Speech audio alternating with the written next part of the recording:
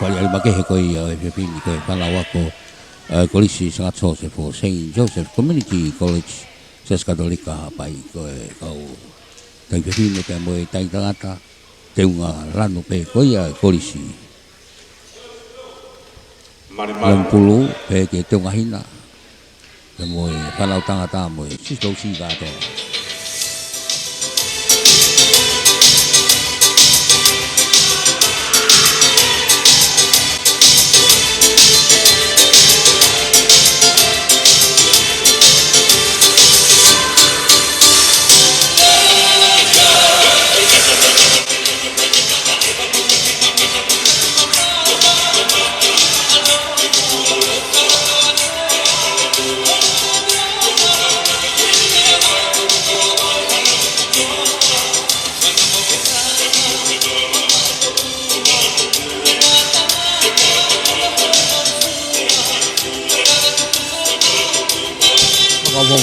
Aria kia whalau koina Kolisi Sangat Sose po le rau kau mai na sama pa koia ta tonga na hai po koia po maliwatu kon te o mai na to ke na phari ari ma ke he e dia ko au ko mo dia ko ka au ni o me sa pai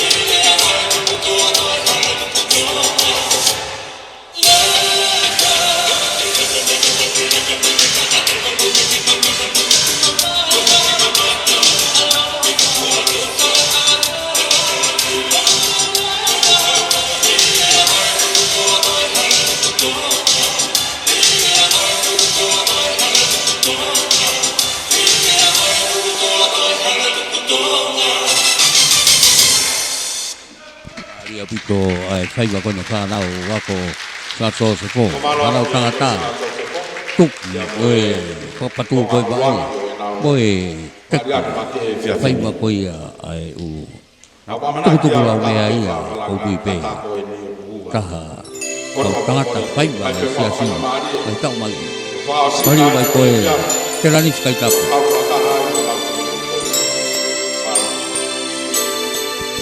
Panau pepilin kaya boy kaya di loko ibu ibu boy panau tangata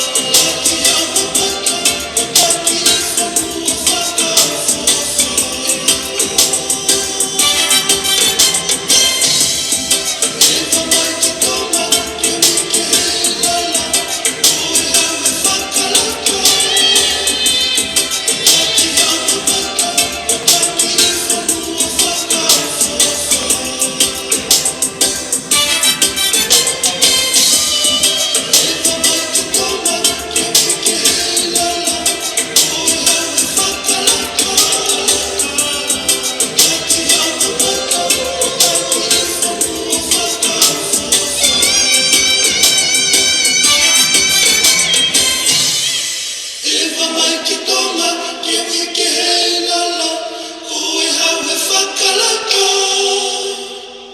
Taki hama mata, o taki I whanua whakauwhawha.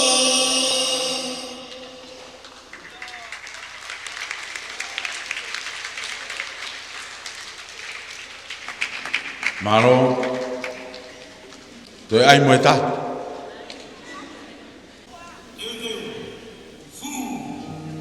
O kau wene o ka mau, o ka mau.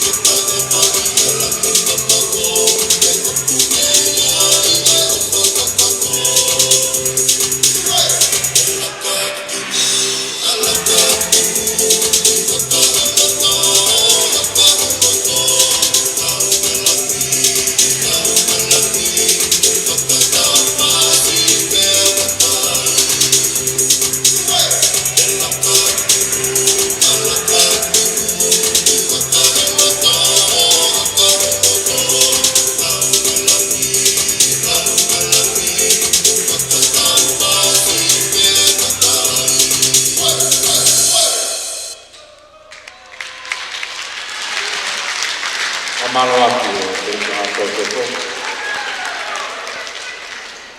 Maria na makene. Ko toi fo ka ai.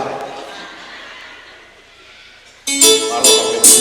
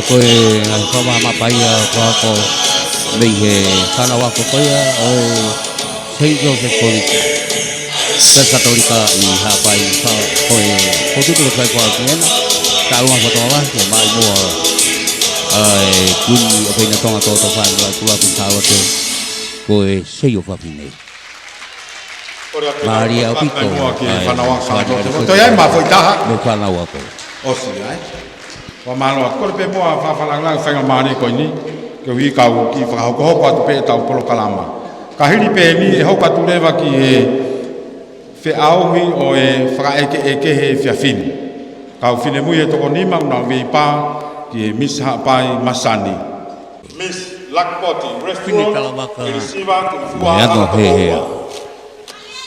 interview tamini tesi ai ata mai le ko e au fine mui i interview pe ko ha pe lo pe ha ho tali ka ko e pau ke tali pe e fe ui pe no pe lo ka ke tali pe ui ko ke ya tu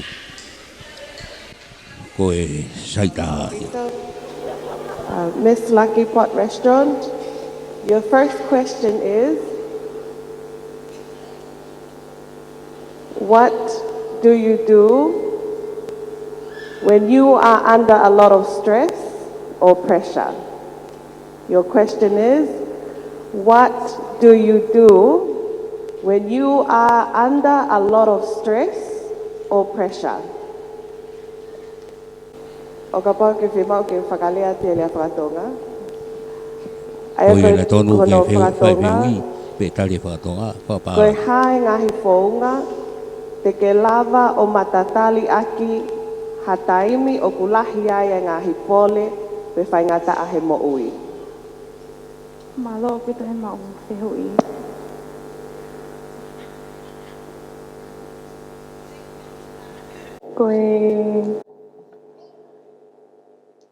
Ko tui koe mea lahi te o whakahoko.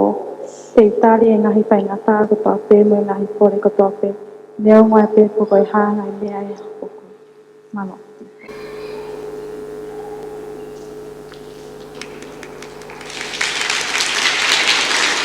malo kore ate tau pat malo ate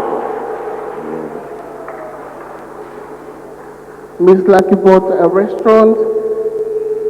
Question from education. In what ways can we improve access to education for children living in remote areas of Ha'apai? Whakatonga kata. Koe haha whaunga te tau lava ai o whakarelei ai mauanga tokoni ki he ako ai whanau o kunau nofo i he whangaki i motu o Ha'apai. Malo pito mau whihui. Ko tui koe mea lahi taha e lawa ke tau tokoni he whanau ako e he otu motu ke tau whakamallohia ki nau tolu ke nau aru ke he ako ko uhi koe ako ko hame e lawa ke ne tokoni ai ki nau tolu i he kahau. malo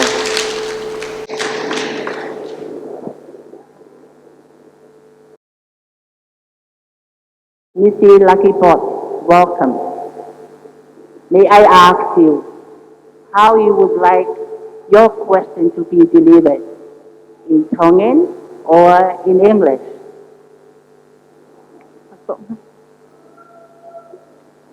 Koho te hui. Ka pau e whakakalauni koe i he pōni, koe Missy Ha'apai Masani, ua noa ua lima. Koe ha o tokoni, ki Ha'apai ka atua mo, tangata i whodua mo tipisa i whonua ko toa o Ha'apai, ke taunga Ha'apai, ke Masani. Te amo maa, mo te lele yangi, ai atakai ko ia ho tau motu. Malo o pite mau whihui. Ko tui te o ko mea te o pahoka tokoni. Te uki e tau tupu ke mau ngau e whakataha. Ke ngahi community, a ke no whahoka whangaki ngau e lawa ke mau whakamae ngahi ataka i ke maa. E lawa ke hoko e te ahapai, ko ahapai Masani. Malo.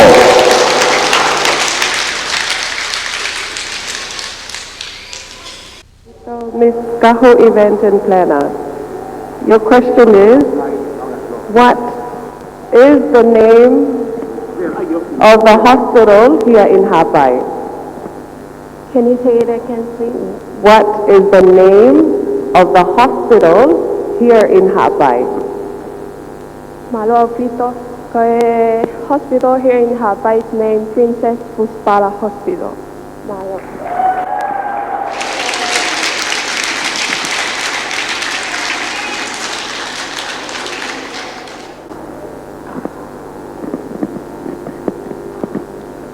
Malawi Kaho Event and Planner.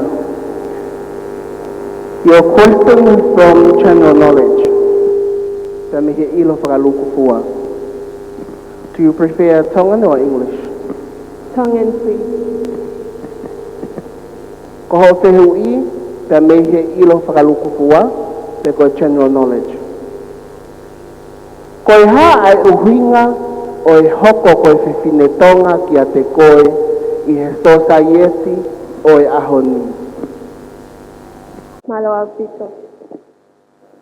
Teu pehe, koe Pepinetonga, koe ahoni. O whebao ko hataha o ku me mau ai loto o ku ofa, mau ai loto o lahi, loto o ku hangal hono lau malie ke o tua. He koe te mau ai o tua, koe te mau ia, koe te hoko ia, ko hape whine tonga lelei e kahau, koe te malo.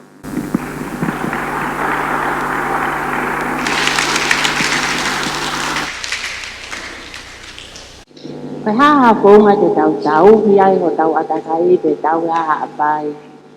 Ai ngahi mea koku le whakauriki aka hapai.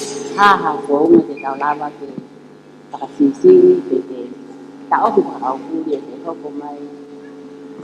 Ai ngahi mea koku le whakauriki aka tau atakai. Malo au ki te whehui. Teu pehe ko hamea te tau ke promote pe te tau whakalahi ko pehe koe lotu. He nā iloa ai whanua ko hapai te koe whoi one I he lotu. He koe uhinga ia nai hanga ai e tupo wha o whakatahataha ia tō ngani kotoa. Ko uhi he nai tali a lotu I he whoi one hapai Masani. Tai kai koe a pe, e whenga ke toe whatolonga, ta ke tuuloa e tau culture mo e tau ngā tradition a tau tautonga. Koe te malo. Malo. Koe uno mai e kau whamau ke nau ngā ke mai ka koia ai MC wanga o ku kongolelei. Miss Tourism Hapai, your question is, how can you encourage others to be healthy? How can you encourage others to be healthy? Do you want this in Tongan as well?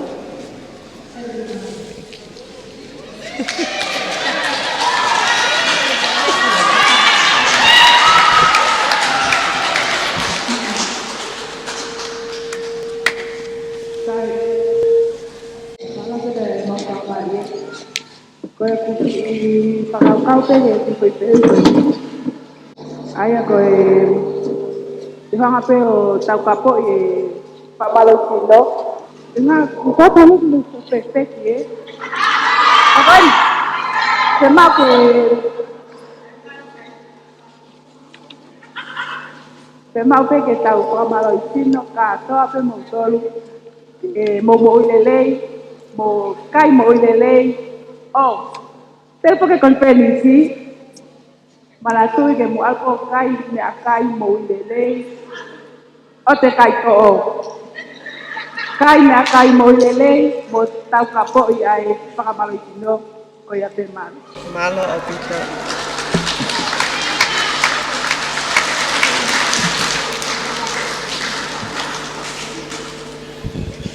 Whare ia. Miss Tourism Hapai.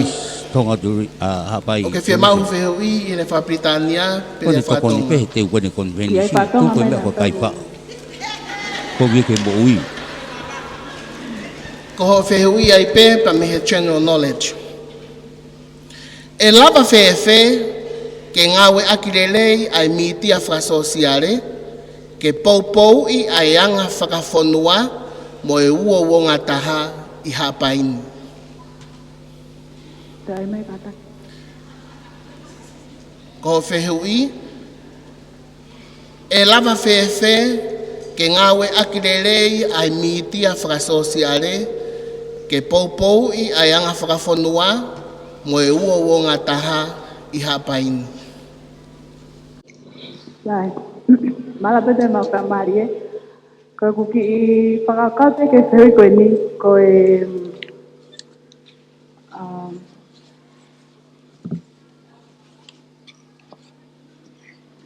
tau ngau aki te mi te paso te are ke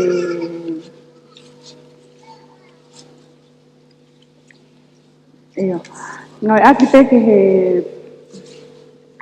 post pe hangahi hangai kain kakai tonga tau post pe hangahi me au tau pe unga mo tau whai ka pe koulai ai ko papa apa mamahi me a latoto mo tau hi wa ai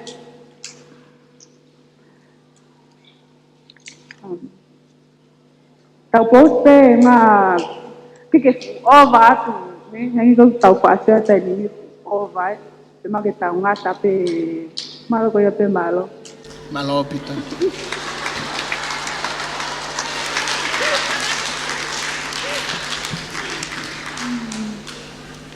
Hello, Miss Tourism Habai. You want your questions in Tongan or English? Tongan, English? English? Okay. patong kata Sai. Ko whehui. Ko hangai step o ko ke hanga o whakaaonga I whakatautahi a te koe ke tokon iai kono malu I ho tau atakai I hapaini. Hangai ngā ue whakatautaha o ku ke whakahoko pe e koe ke malu I aki ho tau atakai. ko ngawe te whai matu ko miss me he tourism te alo to kon ka na tolu ke no hiko veve ke ma atakai ma muha pai masan ko ya pe malo Malo au pito Miss Tourism. ko Miss Hapai tourism ia Malo. Miss Do Samaritan Group, your question is, can you explain how traveling is good for your health?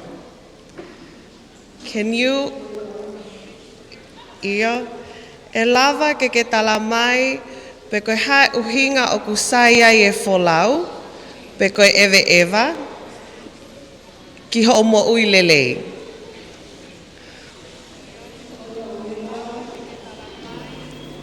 Tege lavai o ilo e mga tu ke alkai. Tege lavai o mahenia me kai ke he. Kaya peka.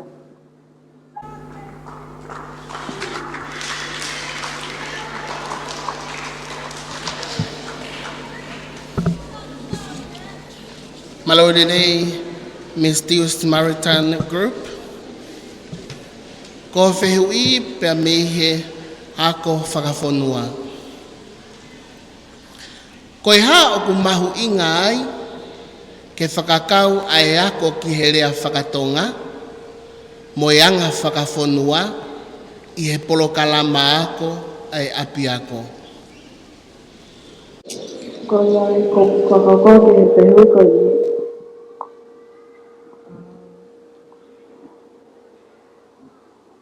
Ke te lavai o ke tauhi e te anga whafonua te a kono uhinga ko rea whakatonga na te tupu pe he I tonga ni ta ko uhinga ai ke te tauhi a rea whakatonga me anga whafonua ko hui he ko e te culture ta toton ke te tauhi ke Malo pito.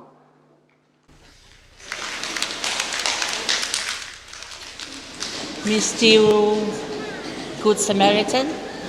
Ko ho fehui. Ko ha ho visione ke tu unga masani ko ya o haapai. Ko ha ho visione ke tu unga masani ko ya o haapai. Te ai mai te hui kata. Ko ha ho visione ko ya ke tu unga o masani o haapai ni. Ke wate ki whatata ko ni. Ko haapai nai toai ai lea ko ya 20 Islands. Ko ha le ha o visione. Ke hoko hoko atu pe ai masani ko ya a haapai. Ko ha whahinga tau mua o ku pe he te tau mo ui aki as people of haapai ke tu upe ai masani ko ya o haapai. Ke whakaha e te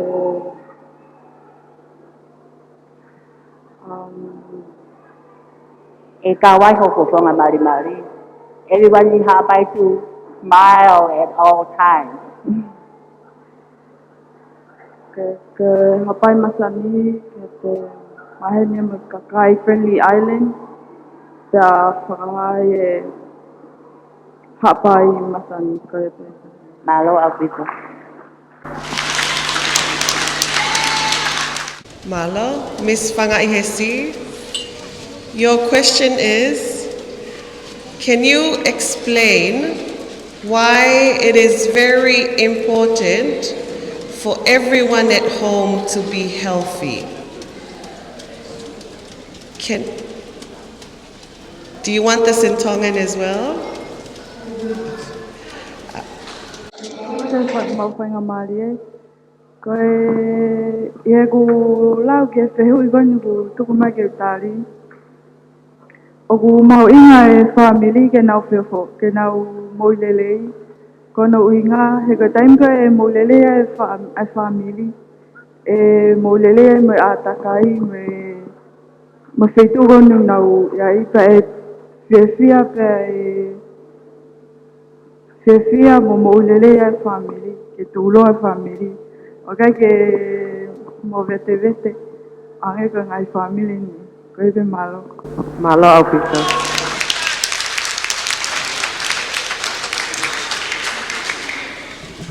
Malolele Miss Pangai. Your question is from Kel's Education. Pamiheako ai whanau whiwhine. What methods can you use to encourage more girls in Ha'apai to successfully complete school? In Tongan, koe haha founga te ke lava ke whakaloto lahi I aki e whanau whiwhine I Ha'apai ke nau lava mea I hono whakakakato a e nau wako. Malo ope te mawhenga marie. Ko mea te whai ke whanau ako I hapai ni ke nau, ke lava ke whakakato I nau ako. Kono whakalato lahi mo poupou I nau tolu, ke nau tokanga ke nau tokanga ki ako, he koe ako pe koe moiranga. Ta koe ako pe koe tene take tau ke lele e kaha unga whanua, koe te malo. Malo.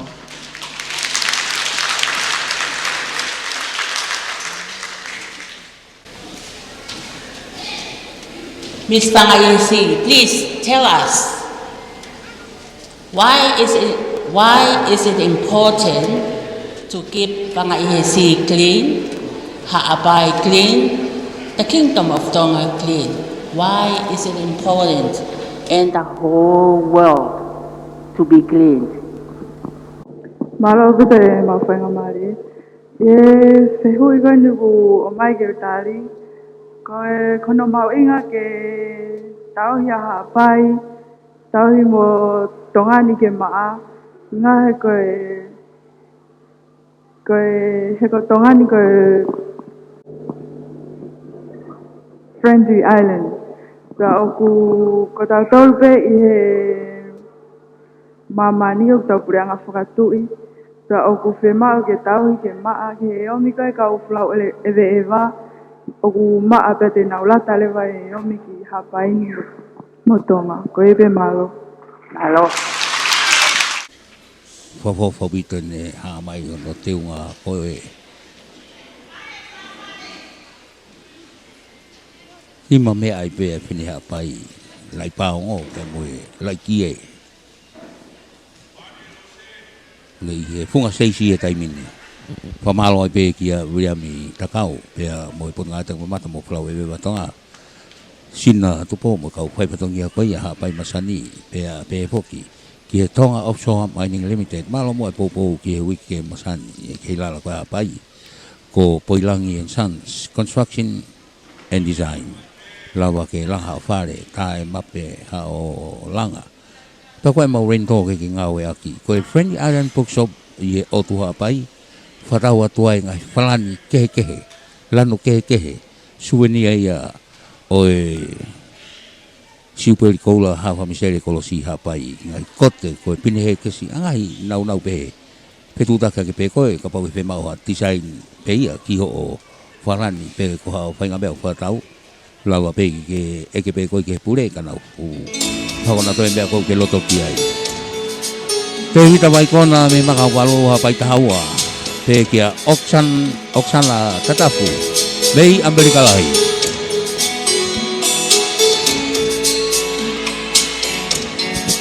Aki fasi ni au saya kau apa yo no tau nga. O sia tue pe au tau nga kau le ka. Ka nau mai ben gen sa pai.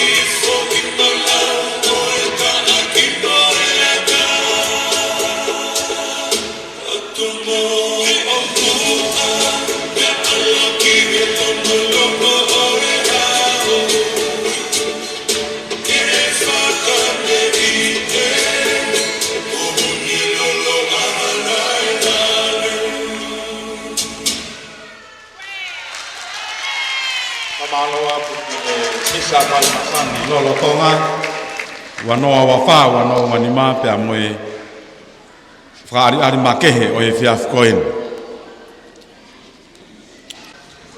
Whamaloa whawhalanglang pa whamoremore pe i hono tāmatei o e Maama ko tui pe mahalo ko ai te mien pe ko e whaari ari makehe Maama en mahalo e toi Maama ngia nge pe ai. Kore at ke tau talitari mua ai misi hapai Masani wanoa wha wanoa wanima pia koe whaari ari makehe koe maloa pito.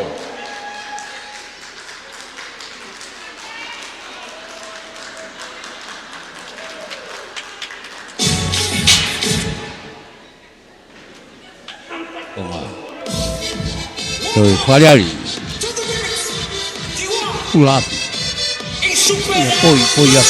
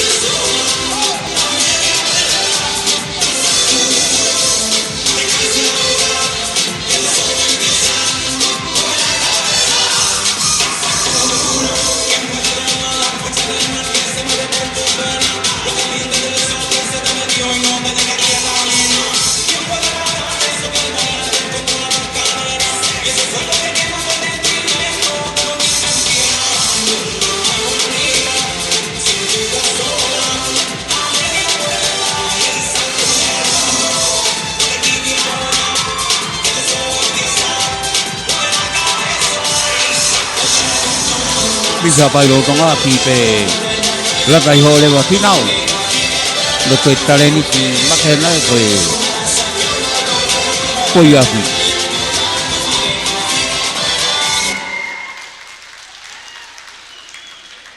Kamalo ki misa pai Masani wanoa wha wanoa wanima pia moe whaari ari makehe fipe la tai ho le wa final.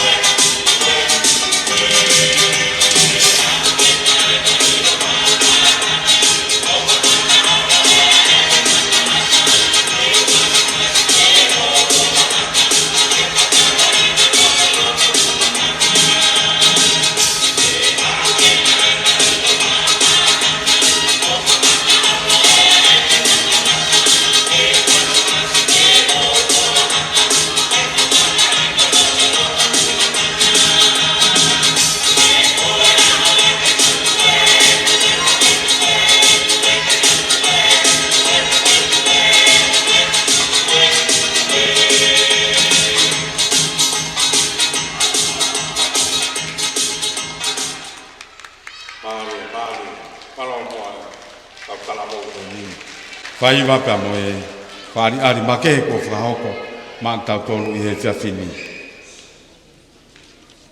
Korero vahini ki tau hoko atu ai pē, whamore more pē, ki he whawhei ai misi lolo Tonga, koe misa pai Masani wanoa wa wha wanoa wanima. Whipe la tai, ho rewa, whinau, ki whaiange mua, a whakalato lahi mo tau tolu i he houani. Korea tau pas mai, ai misi hapai Masani lolo Tonga amanaki kene tatau mai he whiawhini he whatongia. Fipe la tai hole wa finau misapai lo Tonga anelea Maama mo whakalahi ki e kaupewine.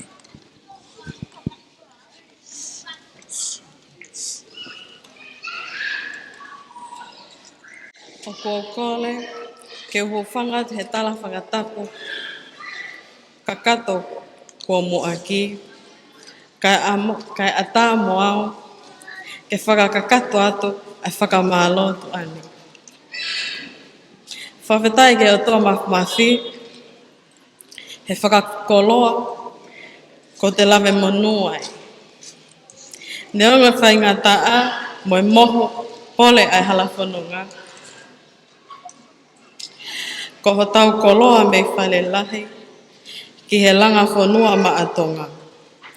Whawheta e ma o koloa. Whawheta e tō tai ma ai tonga koto. Whamalo atu whawhalanglang.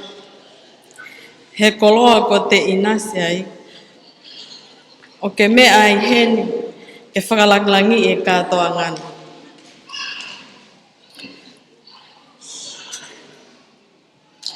Whamalo tan ki he ek minister e tak mamata. Tale kita, me kau ngā ue kotoa e pot ngā weni. Ko mau lau koloa mo lau tāpuaki, he whakatūtū o e polokalama, whakatauni, o te lawe ai i hono melenga. Whamalo ki he eiki ko wana,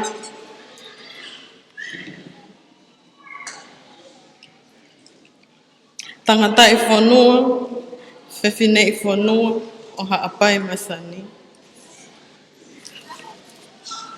Hono kotoa pia moe o pē, i ho motu ta whaaki, he whine motu atu ani, i he lolotonga.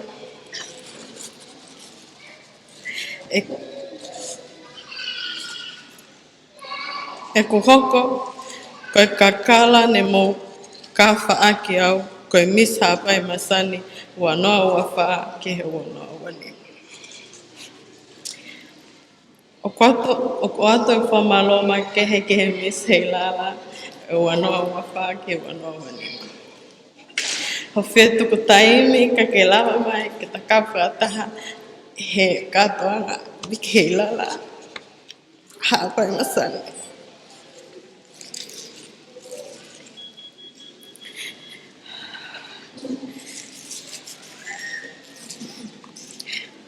Nei kai ke te malanga ha mea, nei kai ke te malawa ha mea, ka nei tae oua ho mō pōpō mai. Nei hoko e whatongi ani, ke ne toi whakamo ui mai e tu o ngā whale, ni wholoa tau hono i kai toi whōua.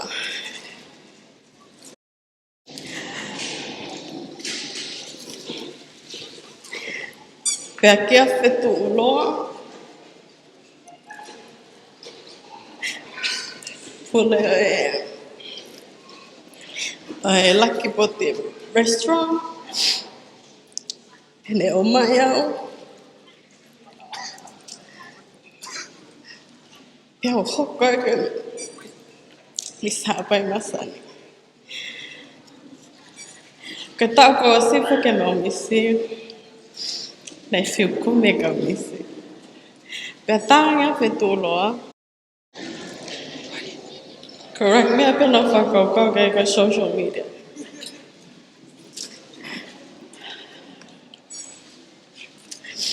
Mate au he whemisi, la hei uri fia ke social media.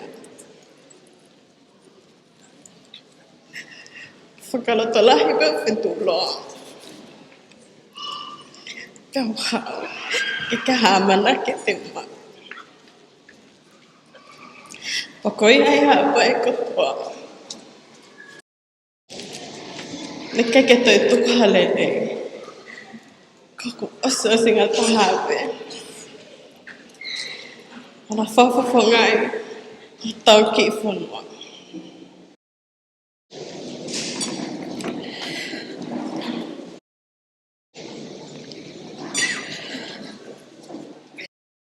Ata whakamālo ki hoku whamili hono kotoa.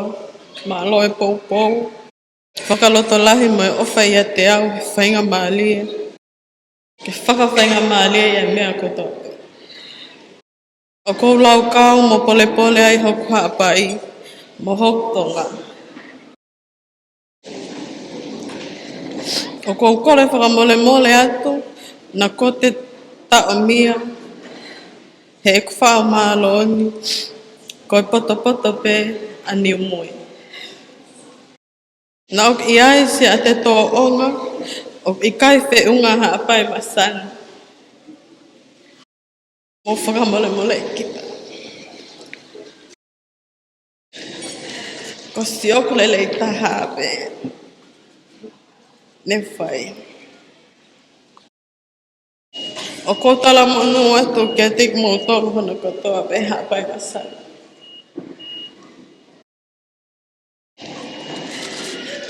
Ka pehe tala monu atu.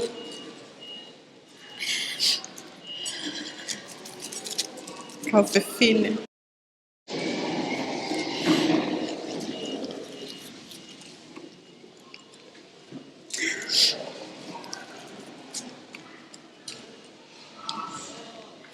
Moi miss haapai Masani. Wanoa wanima ke wanoa wano. Oku ke hoko atu. Hono lele ki e fuka. Tawangi ki o tua mafi. Ke ne whakapulu koe aki ene kelesi. Ko higa whatongia ma haapai kotoa. O kou whakaamu pe ke whakaosa ke same wa fitu ve shraki e wha. Ko hoku manako. Ko si hova a hoku Maama mo hoku whakamoui. Te mana wahe ki aha. Ko si hova ai kolo o ek moui. Ko hai te teki ki ai. Ko kole kia si hova ha mea pe taha. Ko ia pe te ukumi ki ai. Ke unofo i he whale o si hova. I he aho kotoa o ek moui. Ke si ofi ai whakaofa o eiki. Mo whakalaulau loto ki hanu palasi. Ko ia pe ki lea no malo.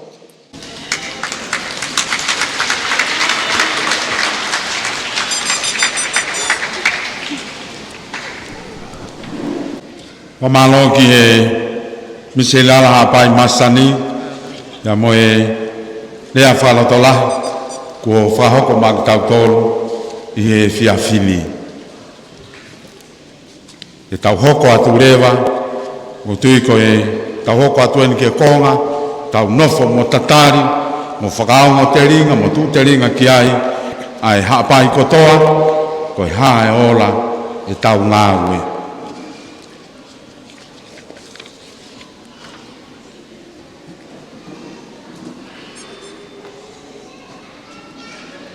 E tau hoka tu rewa ki he whake e ngahi pare o ngahi whe auhi.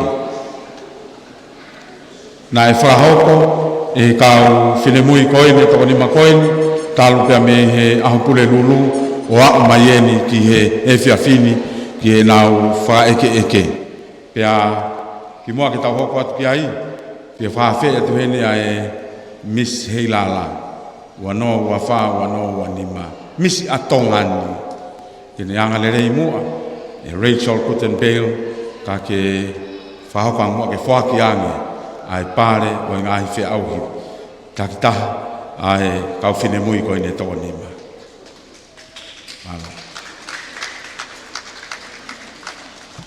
Whamore more pe o whaonga i pe mua e Funga Stacey, o hi ke mea atu ki ai whawhalangilangi, pa pe ke toenga o i haapai kotoa. Kore atu rewa ke kau whinemui koe na nau kau ke whe auhi, mou kātaki, mou lawa mai, mou ki mou tolu, ki olunga, o tuulai ne mai pe ai. Katoa pe, tōni ma.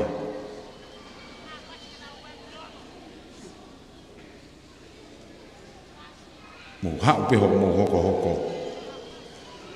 Miss Lucky Pot, Miss Kaho, hoko mai ai Mr. Resim hapai, Miss Tiu, Samaritan Group, te whaosi lewa e he Miss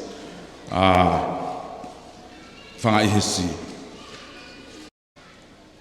Ko tau hoko koi ki he ni, pea kou kore whamore more atu pe. Ko e tau ngahi pare e ui pe ai taha ua tōru. Ko e toi ngā koe ngahi pare, o ki ai pe ai whakahou ngā ki ai. Te tau kamata rewa pe me ura ki whiauhi ai kau whinemui koe ni, ko e whiauhi e ni ki e mis tau olunga, pe ko e whiauhi tau olunga. E tō tātene i kunai ni, ko e mis tau olunga ia, pe a koe tolu, mo i cash prize pa anga ni mangi au, o ku ave ia, ki a lesi le vangi lala, pe i palkas whakahua. Ko e tolu, i e whiau i ta olunga, ko e miss kahu, event and planner. Lesi le vangi lala, PayPal kas whakahua. Kore, tato e pas make mai, pia maae whine moi kone. Ko e ua, pia moi cash prize pa anga e ono nge au. Ave ia, ma a ati liriana o rie. Ko e miss whanga ISI.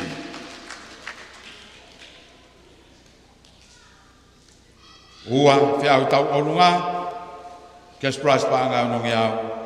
Ati liriana o rie. Ko e kona, o e whiau i tau olunga, pa ko e miss tau olunga ia. E ua whi ma ua fulmani ma. O ku ave kia mo cash prize pa anga e whitunge au. Ave ia, ma ai miss hapai tourism, una loto he wapolau pa aui.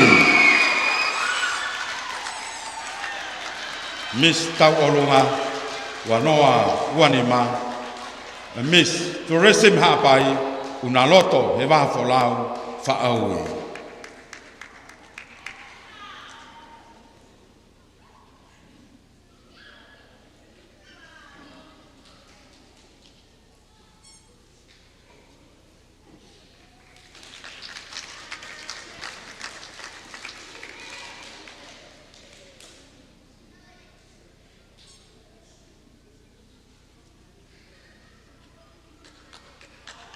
Koe pas mai to tau mis tau olunga ini ki he wanoa wanima.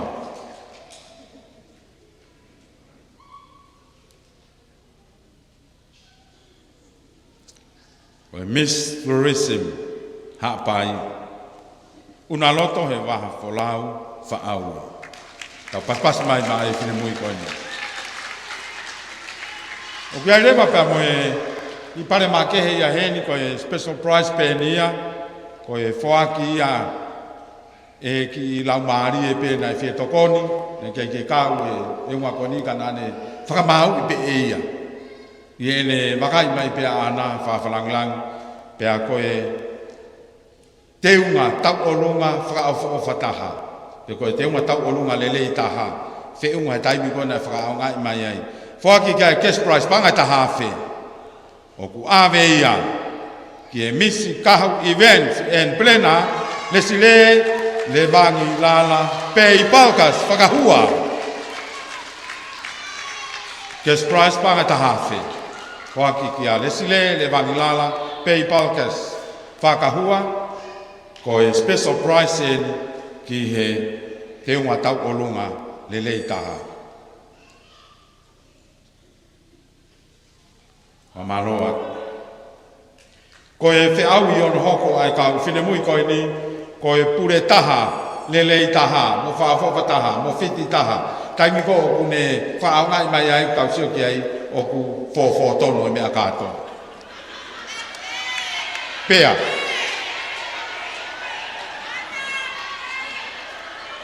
Ko e tolu, whaaki ki ai pia mo e cash prize, paanga e tolu nge au.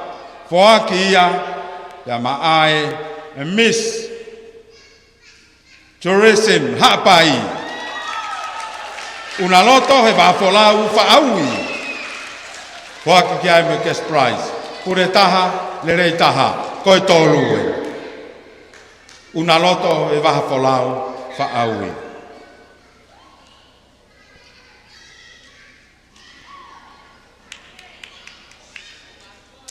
Malo, tau tau ki pas mai. Ko e ua, ko aki ki ai pia mo e cash prize pa anga e whaangeau. O ku ave ia, e mis whangai e si, ati Liliana Orie. Ua, i e pure taha, lelei taha. Ati Liliana Orie, e mis whangai e si.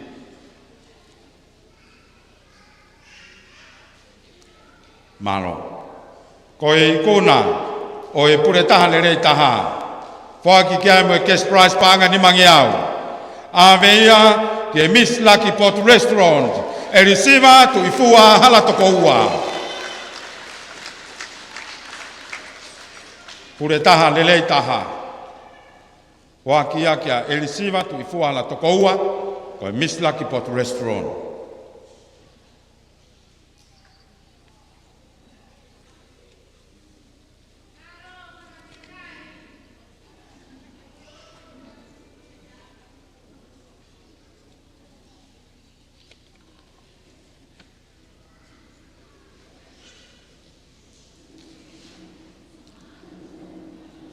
Ko e alu koe ai pō ni, e whao kotoa pe ia ki he puha e mana atu. Malo. Ko e whiauhi ono hoko, ko e whiauhi tare ni ti. Whiauhi tare ni ti. Ko e toru, whaaki ia.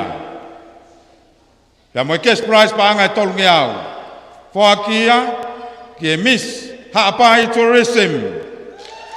Una loto he wahapolau whaaui. Whiauhi tare ni ti.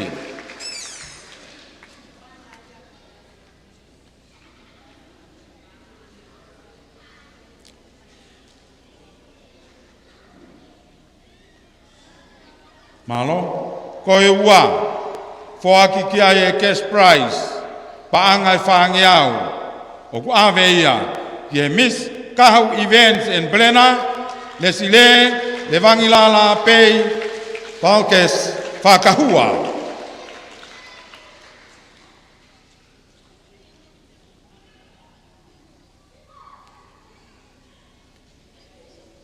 Malo, ko i kuna o e whiau i tare ni ti, o ave kei mo cash prize panga ni mangiau, ave ia, i e Miss Whanga Ihesi, ati Liliana Orie.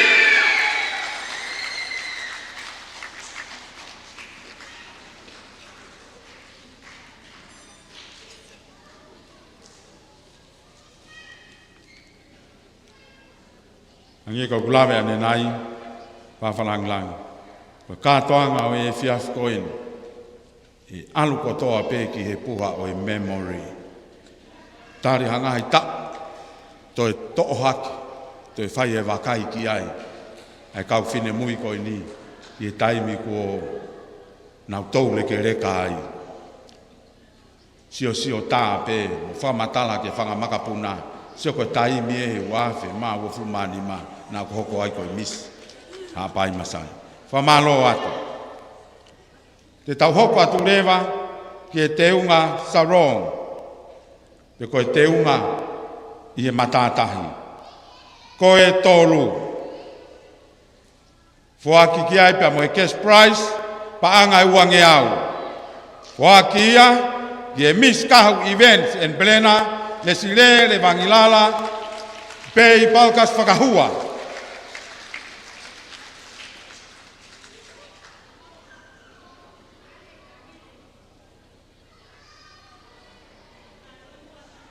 Malo. Ko e ua, mo cash prize pa anga e wangeau ni manoa. A meia, ke Miss Steel Samaritan Group, Winnie Crazy, Kirinaivoni, Ngahe, Nau.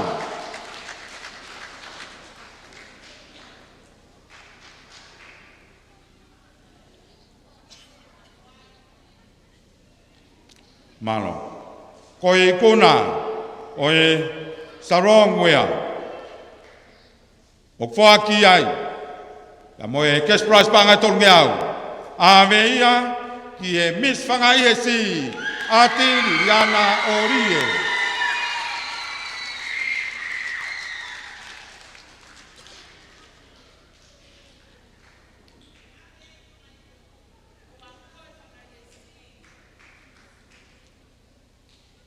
Kaimi koe, te tau holo I foe.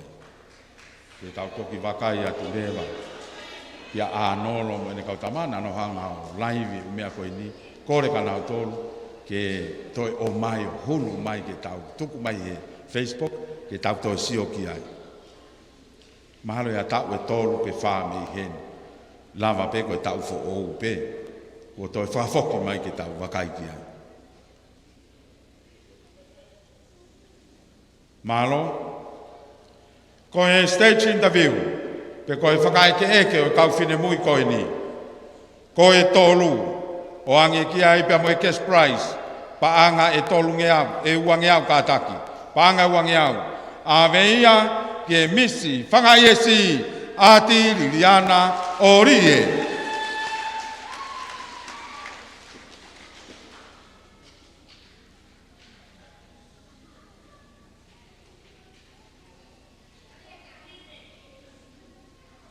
Maro, koe ua, pia moe cash prize, pangai wangeau ni manoa.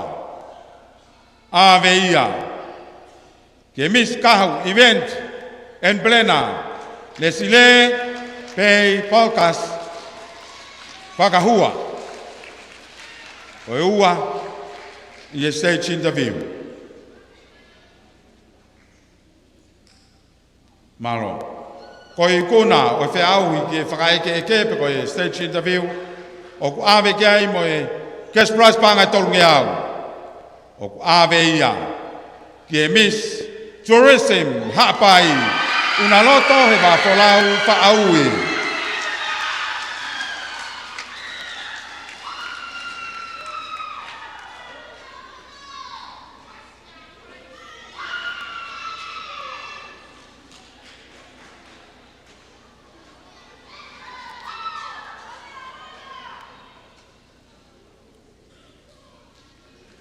Taro e kamata o e whiauhi me e pureluru. Ha e kau whine mui koe ni I e Stacy. Mo e now look beautiful always. Ka o tui au ko hoko pehea to ai pe beautiful a hapai.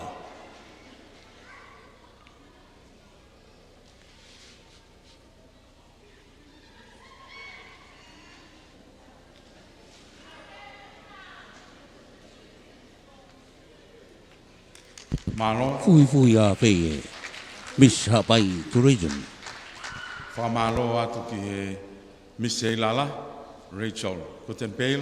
I whainga maare ko mai mo ke whakia ngai pare ngai whiau I make koe ni. Malo au pito.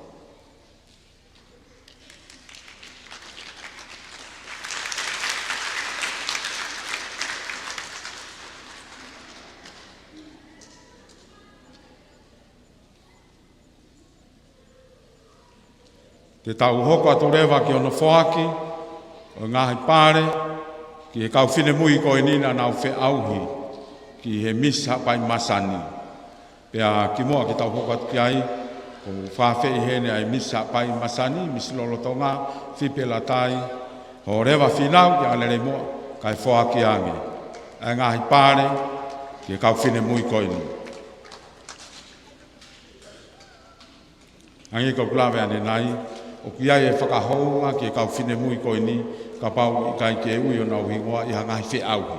Whainga whi auhi pe nau kau ki ai, ma o pe ai certificate pe me he office tak mamata. Koe whakahounga e nau kau ki e ngahi whi auhi, pe he ki he teu wat koe ni ki tau sio, ki he ola.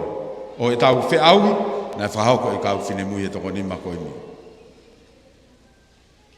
DJ kai ki foi fasi pe tau ko atu malo ko e tolu ki e fe aui Miss Hapai Masani wa fe ma wo fulmanima ki wa fe ma wo fulmauno ko e tolu ave ki ai pa mo cash prize pa anga e tahafe o ku ave ia ki e Miss Lucky Pot and Restaurant Elisiva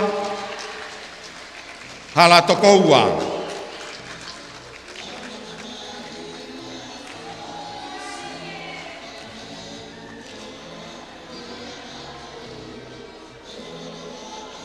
Elisiva, tuifua, ala toko ua.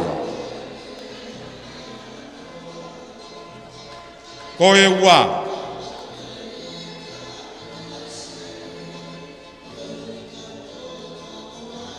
Koe ua.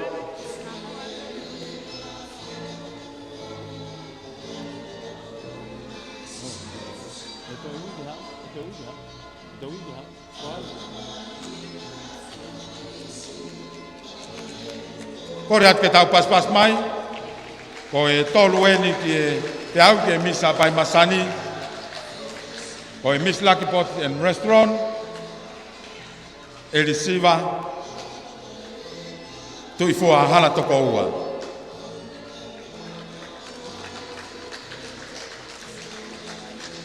Ko e ua, fuaki ki ai, te amoi cash prize, paanga e wafe, a veia e Miss Tourism Hapai.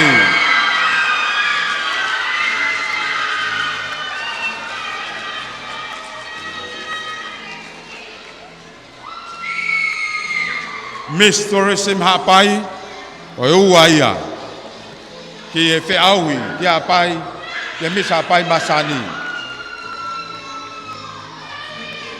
Una loto e wafolau whaaui. First runner-up for the Miss Hapai Masani 2025 to 2026 goes to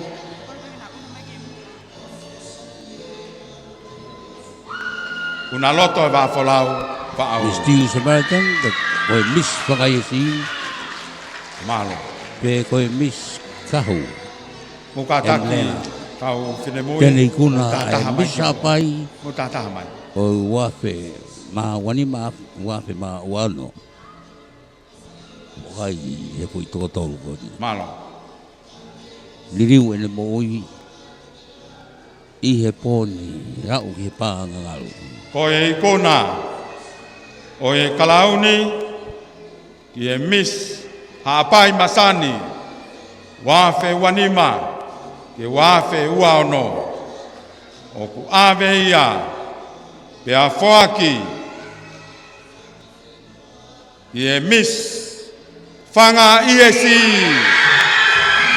Miss Fanga Iesi Miss Fanga Iesi koe Miss Hapaia koe Miss Hapaia o e wafe mawani ma wafe mawano Andi Lawa Lilian Olie Juliana Orie, koe Miss Fanga Iesi. Bihe pila pelua mea teiho. Kore a tau pas ma te mai. Tapu lulu. Awak sia e. Kau fine mui koe na nau tola. Kau i ke whakakato ai whatongia ma e wahe ponua hapai. Koe whiaui i he Miss Hapai Masani. Koe hikuna e ni ko tau mata o ku whakatu e kalauni e misa pai lo tangako ke mahino e hoko atu e mistangi a Miss Pangai a e whatongia whaki atu e whipe latai o lewa whinao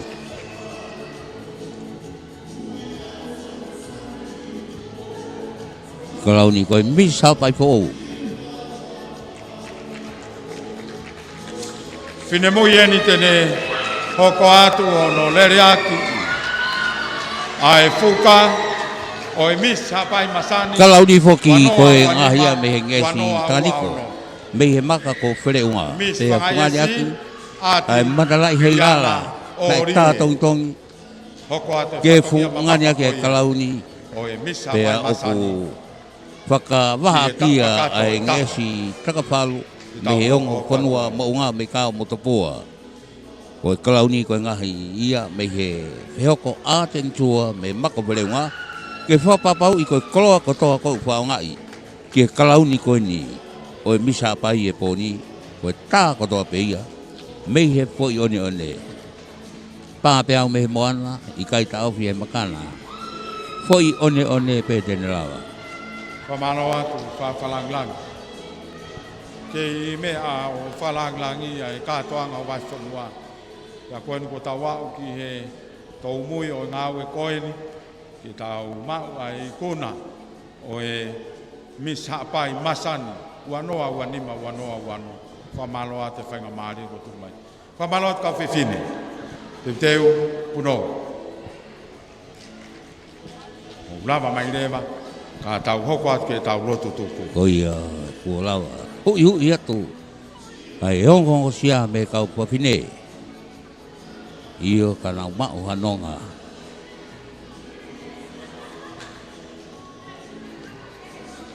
Koe komanata toi pe koe Miss Hapai. Aia koe Miss Hapai. Kore atu tau pas mai. Koia i he taimini. Asta mai kau whine mui koe ni. Wape mauano. Ka hiri ani te tau hoko atu rewa ke tau loto whawhita. O e lama le rei ko tau tātoanga. Ai wahe whanua e whiawhini. Pea ka hiri ai ata rewa. Ke ataha pe ke whahoka ngahi i mista. Pa kore atu pe ke kau whine mui koe ni. Ke kahiri pe ni, pe whiamau rewa ke mou aia mou ngahi i mista. Pea moe whawhalanglangi. Pea pehe ki he CEO. Pea moe whai whekau. Pea mo ki nao tonu. I e whiawhini. Whamalo atu. Whawhalanglangi. Te u whawhi re waheni. A e whai whekau sea. Sa sue siriana. Wahenga hapai. Sa siua tawataina. Ke ne whahoko mo a e whawhita. I whaoso e whiawhikoini. Ko lava lerei e tau kātoanga e vai whanua e ko wana. Ko uhi, ko e whiau i ke Miss Hapai Masani o whatkaku motol malo.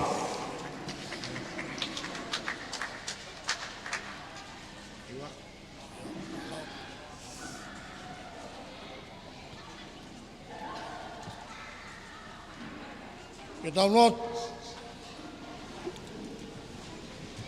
O tua mafi o mauhaka he langu o tau. Pea pata i Latu ko uhi, ko i kuna kafa, ko maulawe ai i he pō koini. Ko i kuna ai porokalama, honofiri, o e Hapai Masani, hoko koe misi o e tau koini. Pea kua i kuna ia e ati itiliana orie. Pea kua mau i kuna ai ngā weanga e ahoni. Ka kua kamata ai ko historia ia. Ke mau foku atu ai ki he kahauna. Pea hange ko talanoa kua whai. E tohi i he puka i manatu. Ai ngā welahi mo oskia verenga. Nai whai he kau whiwhine koeni. Pea kua whia, pea haka ai, ai hapai ko toa pē, koe hui koe ngā wei kuna, ka kua hoko koe historia ia, mai lolo to ngani, kai tau te whito ki he kahauna. E o tua maf, tāpua ki mai, ai whakaongosia, na inasi ai ai ngāhi whāmiri koeni. O kui kai ko ha ngāwe si, ka koe ngāwe na i mawha tuki, ka na ikuna ai ngāwe i he pōni, koe kau mai ai awhiona. E o toa mafi umauhanga atu kia te koe. O ikuna e whatongia, ka koe koloria, ka moe langnangi, o mau whuaki atu, mai awhiona toko taha peia. Pea i kai ko ia, ka ke tāpua ki mai, ai toko taha kone mau, ai whikauraki, o e Hapai Masani ka koe Miss, o i vai whanua Hapai, i he pō koe ni. Awe whakataha ki ai mau tala monu, awe whakataha ki ai mo e maulot, awe whakataha ki ai mo mau ofa, koe hui koe kuna kafa kone whai. Pe mau whaamu ke lawe ai monu ko ia, a ki nau tolu kotoa pe, nā nau kau i he pore, o e whatongia mamafa o e pō koe ni. Mau hanga atu atua tāpua ki mai e whakalangilangi, ka e umaa ai minista i Potungawe, ai Tare kita pia moi toinga o e potu ngawe. Whamonu ia ki nau tolu. Ko hi ko ngawe mawhatuki-tuki. Ke hiki ake ai langi-langi. Ko ofa e a Fiona. Pia inasi ai ai tui o Tonga. I hoko ahono aho. Nai alo i mai ai. Pia whakahifo mai ai. Ki he Mamani koini. Tu e o tua. Ke monu ia tu pou. O tuputupua. Kai hoko ai poto ngau e koini. Ke tala i nau fia. Pia mo i nau pou. I he ofa e a Fiona. La koi fiorelei ai. Ai hau e whanua. Ka iaha maututuku i he pōni. Avelelei ki mautolu mo ngahi talanoa lelei. Avelelei ki mautolu mo ngahi loto maa. Avelelei ki mautolu. Pia mo ngahi talanoa o whakaotua ke maututuku moia. Pia tungu mua e otua. Ai langi o i pōkoi ni. Ke ai a Fiona toko taha pe ia. Kai tuku ai whakaongo sia. Ke hoko ia ko hangahi fufunga tāpuaki. Mai kau fine mui. Nā nau kau. I mawhatuki-tuki e ngāu e pōkoi ni. E toa mafi. Whakakato mai e lotu. Ko mau hake atu. Mau lotu o kore ai ngahi me ani. I a sisu klaisi. Ko ho alo. Ka ko ho mau whakamuui. Krese tau e ki ko sisu klaisi. O whalahi ai atu ako e tau tamai. Whiohi mo lau maari e mao nioni. Mau ho alo o wha. I whakalang langi. Moki mau tolu ko toa pei he pōni. Whai peo ta i ngata. Emeni.